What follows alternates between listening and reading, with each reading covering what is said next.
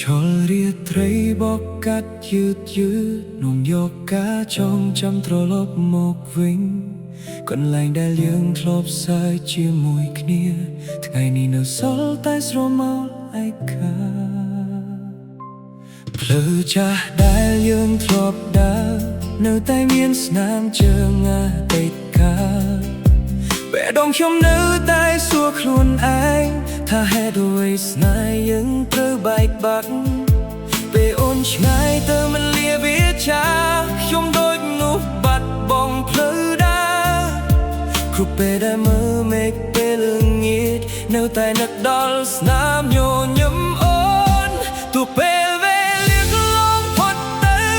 ចិត្តខ្ញុំនៅតែគ្មានអ្នកណាជំនួសព្រោះក្នុងបេះដូងមួយនេះមានតែរូបអូនអ្នកគត់នៅទីនេះរងចាំអូនទោះនឹងថាអូនមិនត្រឡប់ក្តីស្រឡាញ់ដែលធ្លាប់មាននៅតែរស់ក្នុងបេះដូងបើថ្ងៃណាអូននឹកឃើញខ្ញុំ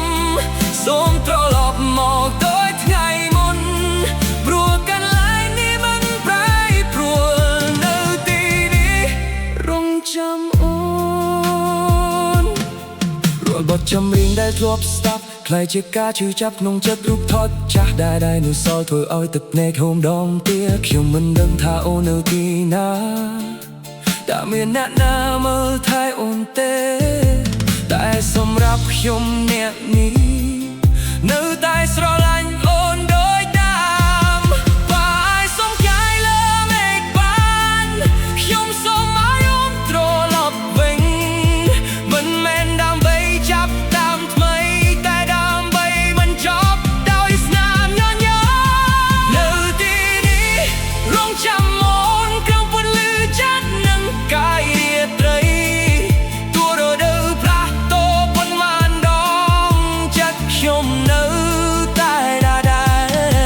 បើស្នេហ៍ពិតមានដល់លើលោកខ្ញុំជឿថាយើងនឹងជួបគ្នារហូតដល់ថ្ងៃនោះមកដល់ខ្ញុំនៅទីនេះរងចាំអូន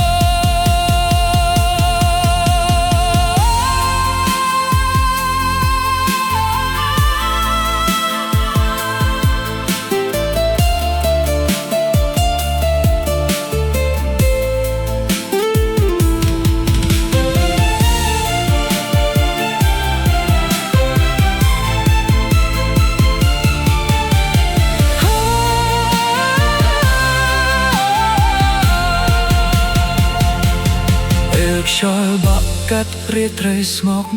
សំឡេងបេះដូងនៅតែហៅឈ្មោះអូន